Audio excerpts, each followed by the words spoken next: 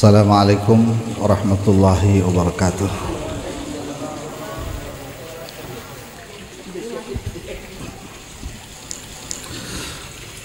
Alhamdulillah rabbil alamin, wassalatu wassalamu ala asyrafil mursalin sayyidina wa maulana Muhammadin wa ala alihi wa sahbihi ajma'in, amma ba'du. Yang saya hormati para hadirin hadirat jamaah Maulid Arba'in tanpa terkecuali, dan yang saya hormati juga segenap para tokoh masyarakat, para sesepuh. Dalam hal ini encing saya Bapak Jandan, juga Bapak Guru Saadi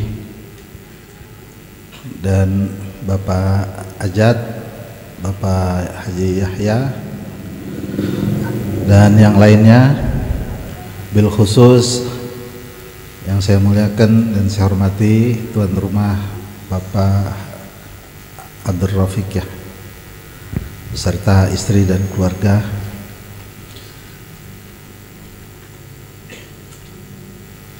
Ini saya ngomong apa andainya malam ini. Saudara-saudara, tadi Guru Saadi bilang saya mewakili tuan rumah karena tuan rumahnya orang bisa ngomong katanya, tapi bisa nyari duit orang bisa ngomong gitu.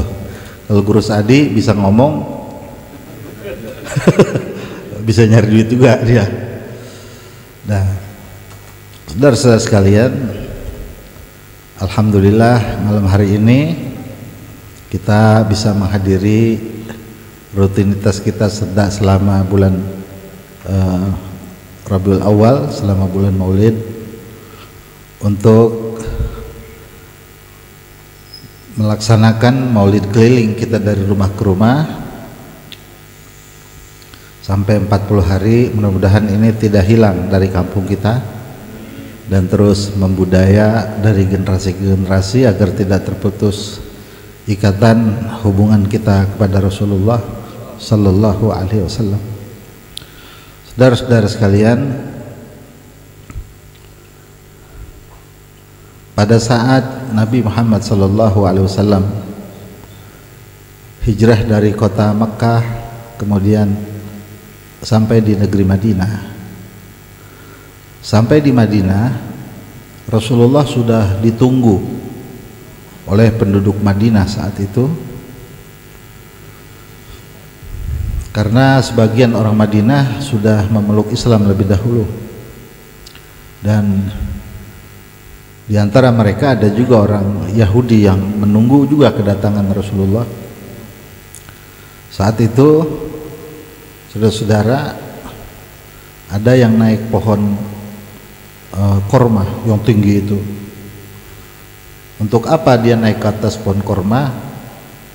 Untuk memantau dari jarak yang jauh apakah Rasulullah sudah tampak dengan rombongannya. Satu hari tidak muncul, maka sore harinya mereka pulang, dan esok harinya pun demikian.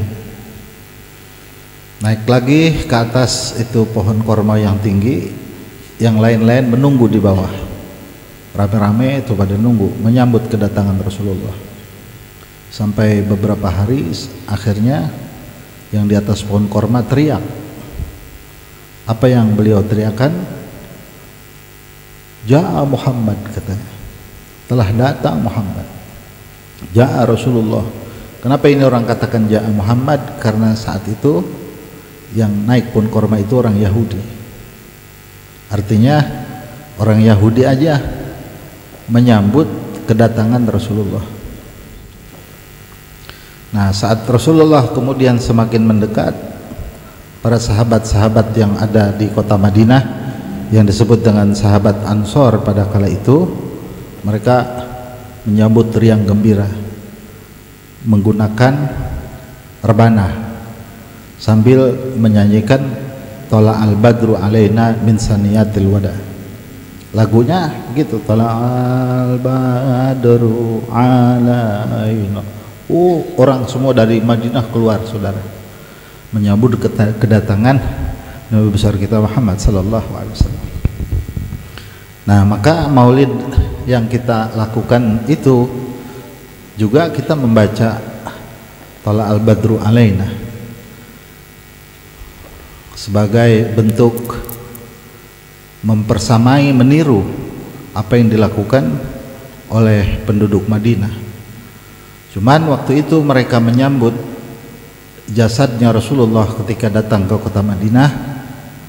Dah kita membaca hal itu, mudah-mudahan saudara kita menyambut daripada ruhnya Rasulullah sallallahu alaihi wasallam. Nah, ketika sahabat sudah berkumpul di depan Nabi, awal hadis yang muncul dari bibirnya Nabi kita Muhammad adalah ayuhan nas absus salam wa at'imut ta'am wasilul arham wa sallu bil laili wan nasu niyam tadkhulul jannata bisalam. Ada 4 perkara yang Rasulullah sebutkan. Pertama, absus salam, sebarkanlah salam di antara kalian. Bila kalian bertemu satu sama lain dan kalian baru saja tiba, maka yang pertama kalian katakan assalamualaikum. Itu pesan yang pertama. Kemudian pesan yang kedua, at'imut ta'am, yang punya makanan lebih kasih makan saudara-saudaranya, ajak makan sama-sama. Kemudian yang ketiga, wasilul arham, sambunglah silaturahmi di antara kalian. Jangan sampai terputus ikatan persaudaraan. Senantiasa seringlah bertemu dan seringlah berkunjung untuk semakin kuat mengikatkan sambungan silaturahmi hati kalian dengan yang lain, agar kalian tidak merasa sendiri. Kalian merasa bersatu, punya ikatan yang kuat di dalam persaudaraan. Yang tiga itu. Yang keempat, kata Rasulullah, wasallu bil laili wan nasu niyam. Aku pesan kalian, bila datang malam hari, bangunlah di waktu malam untuk salat walaupun 2 rakaat. Saat wan nasu niyam, saat manusia sedang tertidur, bangun salat tahajud walaupun 2 rakaat. 4 ini menjadi karcis, kata Rasulullah, tadkhulu al-jannata bisalam, maka kelak kalian akan masuk ke dalam surga dengan membawa keselamatan. Acara ini saudara, dari 3 pesan Rasulullah itu sudah dilaksanakan. Pertama, ketika datang memberi salam. Jadi ada hikmah dibentuknya maulid keliling ini, yang tadinya kita tak terbiasa memberi salam karena tidak bertemu satu sama lain, tapi pada saat melaksanakan maulid, saat kita datang kita katakan assalamualaikum, saling berjabat tangan satu sama lain. Begitu enggak kira-kira? Apa begini doang? Lah udah nyampe lu, apa begitu? Hah? Kemarin lu mana orang datang? Apa begitu? Nah, itu besok-besok awal kita ketemu katakan assalamualaikum. Itu yang dipesan oleh Nabi kita kepada kita semua. Yang kedua, atimut ta'am, berilah makan. Jadi saat Rasulullah datang ke kota Madinah, Rasulullah pesan yang punya makanan kasih makan, pesan sama Nabi. Ini bikin maulid begini saudara, belum disuruh udah pada habis tuh, udah pada ciplak ya. Berarti udah ngamalin hadis Rasulullah. Jadi belum sampai disuruh udah pada habis ya. Dia kata begini, buset ada yang kurang, dia kata. Ada yang kata gini, lah gue mah udah duluan ngamalin hadisnya. Rasulullah mang nyuruhnya ngasih makan, lu gegaresnya. Ya kan ada yang ngasih makan, ada yang makan. Ya gue lempangan yang makan dah. Karena kalau nggak dimakan kan mubazir namanya. Ya udah pokoknya mah yang kedua sudah masuk. Jadi di dalam maulid keliling ini tanpa kita sadari, kita sudah melaksanakan pesan-pesan Rasulullah saat beliau datang ke kota Madinah. Yang ketiga, wasilul arham, bersilaturahmilah kalian. Saudara sama saudara, tetangga sama tetangga, teman sama teman, saling berkunjung satu sama lain, menambah ikatan, saling bercanda, saling menegur, saling tertawa, saling tersenyum. Yang nggak punya rokok bisa ngerokok dari temennya, ya kan, itu. Yang nggak punya korek juga misalnya temen dari koreknya, dia punya rokok doang tapi nggak punya korek, kan gitu. Ada yang punya korek doang tapi nggak punya rokok. Ada juga yang punya rokok, rokok nggak punya, korek juga nggak punya, dia mah cuman bawa paru-paru. Bawa paru-paru doang, dia mah modal paru-paru, rokok siapa diisap. Pokoknya silaturahmi sudah. Nah, itu sudah terbentuk 3 hal. Tinggal yang satu, wasallu billail wan nasu niyam. Saat kalian masing-masing pulang ke rumah, aku pesan jangan lupa bangun malam walaupun 2 rakaat. Kalau 4 ini perkara dijaga baik-baik, Rasulullah bilang tadkhulul jannata bisalam, kelak kalian meninggal akan masuk surga dengan keselamatan. Kalau surga aja masuk, apalagi urusan dunia. Paham gak kira-kira? Surga yang susah aja Rasulullah kasih jaminannya, aku yang jamin kalian masuk surga. Hal yang susah Nabi kasih jalannya, apalagi kalau yang 4 perkara ini dikerjakan, apalagi hal-hal yang gampang. Itu yang gampang yang mana? Urusan dunia yang lebih gampang. Itu kunci-kunci keberkahan dari Rasulullah Sallallahu Alaihi Wasallam. Nampak seperti sederhana, tapi dia mempunyai dampak yang sangat luar biasa kepada kita sekalian. Pertama apa? Sebarkan salam. Kalau ketemu katakan assalamualaikum. Jangan mana lo? Itu. Waalaikum. Yang kedua apa? Berikan makan. Yang ketiga, silaturahmi. Yang keempat, sholat malam. 4 itu bisa dikerjakan, saudara-saudara, tadkhulul jannata bisalam. Kemudian satu ketika sahabat bertamu, Rasulullah bertamu kepada salah seorang sahabat. Saat beliau bertamu, beliau memberi salam. Kata Rasulullah, assalamualaikum. Sama sahabat nggak dijawab. Sahabat dengar, ini suara Rasulullah. Bilang lagi, assalamualaikum. Tidak dijawab pula. Yang ketiga salam lagi, assalamualaikum. Baru dijawab, waalaikumsalam. Sebab kalau memberi salam saudara 3 kali tidak dijawab harus pulang. Assalamualaikum, belum dijawab. Assalamualaikum, belum. 3, assalamualaikum, nggak dijawab, pulang. Jangan pakai gedok-gedok pintu. Ini gue udah 3 kali salam belum juga dibukain, dodok. Jangan. Jadi 3 kali salam cukup, kemudian pulang. Nah ini karena sahabat tahu bahwa bila tidak dijawab yang ketiga Rasulullah akan pulang, dia buka pintu. Waalaikumsalam. Ya ahlan wa marhaba ya Rasulullah. Rasulullah tanya, ente dengar nggak salam ana tadi? Dengar ya Rasulullah. Kenapa nggak dijawab? Karena salam yang kau ucapkan itu doa. Assalamualaikum artinya semoga kau selamat. Jadi umat Islam kalau bertemu satu sama lain mengucapkan salam itu berarti saling mendoakan. Semoga engkau selamat. Bahasa ini adalah bahasa yang keluar dari bibir Nabi Muhammad, saling mendoakan satu sama lain. Anda tidak menjawab karena salam engkau itu adalah doa ya Rasulullah.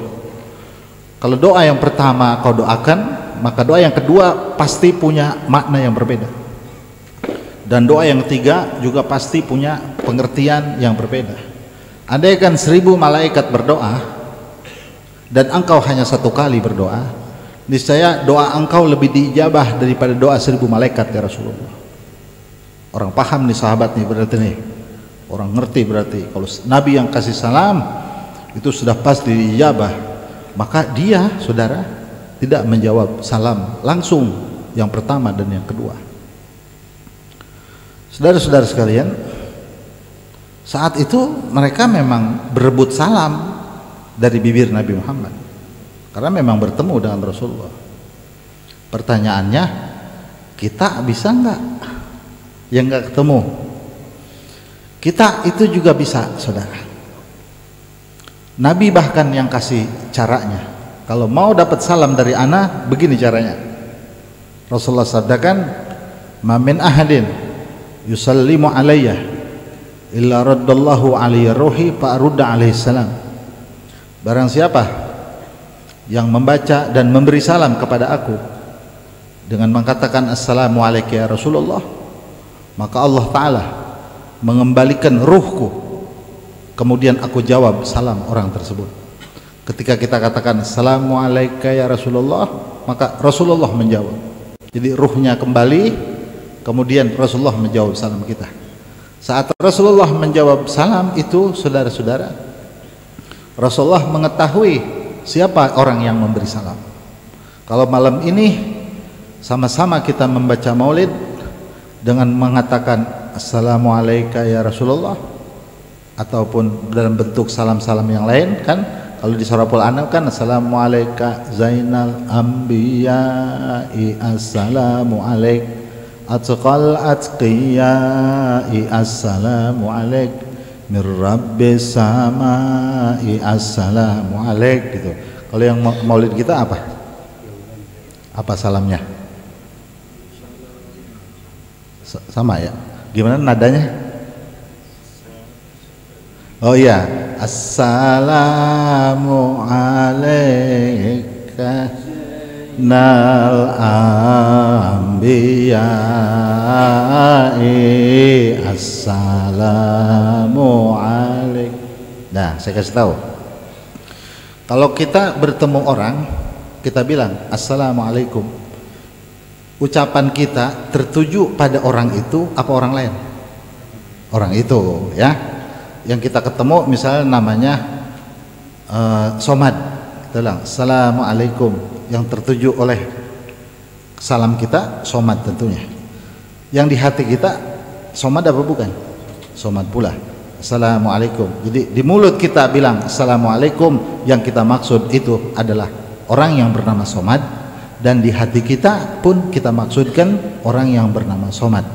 Maka dengan demikian adanya, saat kita mengatakan assalamu alayk al-anbiya misalnya, maka saudara, di hati kita maksudkanlah Rasulullah. Jangan dimaksud yang lain. Jangan lelaguan. Jangan, bukan karena lelaguan ini lagi baca qasidah, lagi baca lelaguan, bukan. Jadi saat mengucapkan assalamu alayka di dalam pembacaan maulid, maksudkanlah memberi salam untuk Rasulullah. Saudara tahu nama saudara diketahui Nabi Muhammad, dan bukan itu pula nama ayah saudara diketahui Nabi Muhammad. Jadi itu orang yang memberi salam kepada Nabi merupakan satu pertanda anak yang berbakti kepada orang tua. Karena apa? Dia sama juga nuntun dia punya ayah ke depan Rasulullah. Ya Rasulullah, ini ayah saya, ini doakan ayah saya. Rasulullah balik jawab salamnya untuk dia dan untuk kedua orang tuanya. Makanya sekaligus pada malam hari ini membacakan melaksanakan daripada haul orang tua saudara Abdul Rafiq, ayah dan ibunya, maka keduanya itu mudah-mudahan dikenal oleh Rasulullah. Karena selawatnya bersumber dari ini tempat, saudara. Dari ini. Jadi menggemaknya dari ini tempat. Kita sendiri aja dijawab. Sendiri aja, saudara, di dalam heningnya malam, dalam kesendirian dan kegelapan, tak ada orang yang mengetahuinya, dengan suara pelan, assalamualaikum ya Rasulullah, 100 kali misalnya. Baca malam-malam, assalamualaikum ya Rasulullah, maksudkan untuk Nabi Muhammad, assalamualaikum ya Rasulullah. Itu terdengar, apalagi dengan suara hiruk pikuk salam, orang yang berjubel banyak dari satu tempat. Kita saja saudara merasa suara itu menggema luar biasa, maka itu semua sampai kepada junjungan Nabi besar kita Muhammad sallallahu alaihi wasallam. Maka dari itu, ini acara maulid itu dilaksanakan setiap malamnya. Niscaya saudara-saudara, setiap malam itu Nabi mendoakan kita, karena kita ucapkan kata assalamu alayka ya Rasulullah. Karena ini sudah menjadi adat kebiasaan, sehingga bukan lagi bagian yang sakral. Ah, biasa aja sih, iya orang adat udah. Padahal sesungguhnya dibentuknya maulid pertama kali adalah untuk membangun sebuah kesakralan hubungan umat kepada Rasulnya dengan cara berkumpul dan memberi salam, agar ada nilai-nilai sakral itu. Karena kita mah nganggapnya itu udah hal yang biasa, di samping itu juga bahasa Arab begini temor, tapi paham namanya ya, istilahnya begitu. Padahal di situ dalam maulid ada sebuah kesakralan di mana seorang yang membaca, orang yang hadir di situ ada terikat hubungan saling mendoakan, terutama yang kita harap adalah doa Rasulullah Sallallahu Alaihi Wasallam. Maka siapapun yang hadir di sini, saudara-saudara, tidak perlu percaya, tapi saya sampaikan saja, mudah-mudahan saudara dijawab salamnya oleh Rasulullah. Apalagi percaya, orang percaya juga dijawab. Gue mau orang percaya, gak usah percaya, Nabi gue yang ngomong. Lu kan orang percaya sama Nabi gue, paham gak gitu? Lu kan cuman Islam doang, sama Nabi kagak percaya. Nggak usah percaya, asal bilang assalamualaikum, Nabi ana jawab salam ente. Mudah-mudahan kita semuanya diaku sebagai umatnya, amin ya rabbal alamin. Maka dari itu saudara, sengaja di ini kampung kita biar ini mentradisi, buat tahun-tahun ke depan saudara ngambil masing-masing untuk maulid di rumahnya, biar di dalam sejarah hidup kita punya rumah pernah kita laksanakan absus salam wa timu ta'am wa silul arham wan nasunya wa solu bil laili wan nasunya. Apalagi tuan rumahnya habis laksanakan maulid, ntar malam dibilangin bininya, ntar malam neng bangun, abang mau laksanakan itu hadis, mau sholat 2 rakaat malam hari, biar semuanya malam ini tuntas abang laksanakan. Begitu bininya kagak bangun ya, lakinya kebluk, akhirnya bangun jam 6 dua-duanya gitu ya, tinggal belum dikerjain, besok malam harus kita kerjakan. Jadi 4 perkara itu harus menjadi amaliyah kita, ringan itu, mudah-mudahan semuanya bisa mengerjakannya. Saudara-saudara, saya tidak lama karena malam hari ini saya punya guru meninggal, jadi saya harus mengunjungi beliau. 1 minggu yang lalu baru saja istrinya meninggal. Istrinya meninggal, sekarang suaminya meninggal. Tidak sampai selesai, makanya saya sebelum maulid saya minta sama tuan rumah, Opik biar sebentar, biar saya ngomong dulu, nanti acara saya sudah selesai baru dilanjutin, karena punya guru saya meninggal. Dimaklumi ya saudara ya. Nah, nanti yang terakhir ada tawakupannya, ada penutupan maulid. Kemarin saudara saya maulid di Pondok Indah. Saya mau nanya, Pondok Indah kampung apa kota? Kota. Kalau orang kota biasanya tradisi kota, tradisi kampung. Orang kota tradisi kota. Ini Pondok Indah kota saudara, metropolitan. Tradisinya lebih norak dari kita, dari si kampung. Kenapa? Sebab saya kesana maulid, selesai maulid, orang saudara kumpul. Kata tuan rumah, kata yang ketua masjid nih, kumpul 4-4. Akhirnya kumpul 4-4 saudara. Itu setiap 4 orang 3 nampan. Nampan pertama buah dibelah 3, dibelah 4. Jadi itu ada buah nanas 4. Kemudian ada semangkanya 4. Semangka enggak ada waktu itu. Jeruk 4. Masing-masing ada pisangnya. Pisang dibagi-bagi. Dia sudah kasih plastik juga. Kemudian datang lagi nampan 2. Nampan yang kedua ini isinya nasi. Nasi dibelah 4. Bagi itu berapa.